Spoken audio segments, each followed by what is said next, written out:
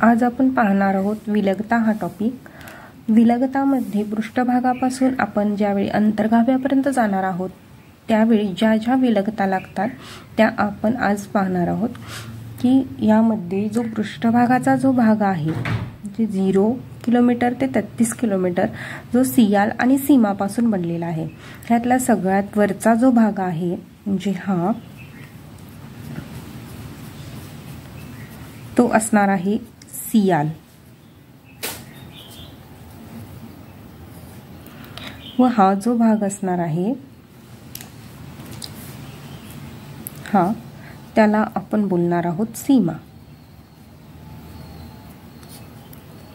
हा पृष्ठभागाचा भाग असणार आहे 0 ते 33 किलोमीटर की पहिला वरचा सगळ्यात वरचा भाग असेल सियाल आणि त्याच्या खालील भाग असेल सीमा। बर 33 किलोमीटर पासून 700 किलोमीटर पर्यंतचा जो भाग असणार आहे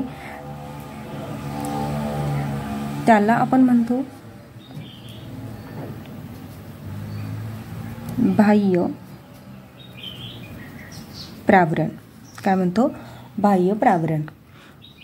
त्यानंतर 700 किलोमीटर पासून 2900 किलोमीटर पर्यंतचा जो भाग असणार आहे त्याला आपण म्हणतो अंतःप्रावरण किंवा अंतर्प्रावरण म्हटला तरी चालेल। त्यानंतर 2900 किलोमीटर पासून 5150 किलोमीटरचा जो भाग असणार आहे त्याला म्हणतो आपण बाह्य प्रावरण बाह्य गाभा। आणि 5150 पासून जो 6371 किलोमीटर पर्यंतचा जो आतचा भाग असणार आहे त्याला आपण म्हणतो अंतर्गाभा। जे हा भाग असणार आहे अंतर्गाभा। ठीक आहे। मग आता ज्या विलगता असणार आहेत त्या ह्या दोन्हींच्या मध्ये असतात त्याला आपण काय म्हणतो ते पाहू। पहिली जी असणार आहे ती सियाल आणि सीमा या दोन्ही मध्ये असणार आहे आणि त्याला आपण म्हणतो कॉन्रॅड विलगता। त्यानंतर सीमा आणि बाह्य प्रावरण ह्याच्यामध्ये जे असणार आहे त्याला आपण मोहो विलगता बोलतो। त्यानंतर बाह्य प्रावरण आणि अंतर्प्रावरण जी ही ह्याला काय म्हणतो आपण की रेपेटी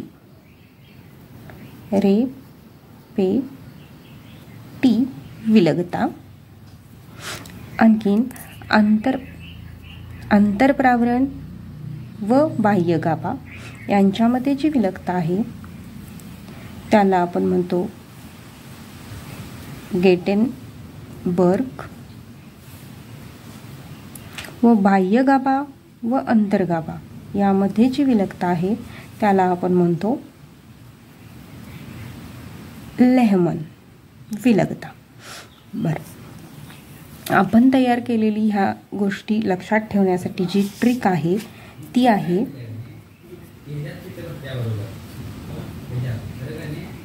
कुमारी गर्ल। खूप फनी आहे म्हणजे गर्ल ही कुमारीच असते म्हणून कुमारी गर्ल असं आपण म्हणू। ह्यामध्ये कुमारी हे डिनोट करतं की कॉन्रॅड,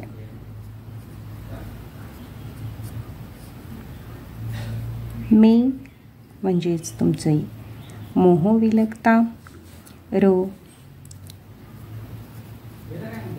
रेपेटी, गो फॉर गेटेनबर्ग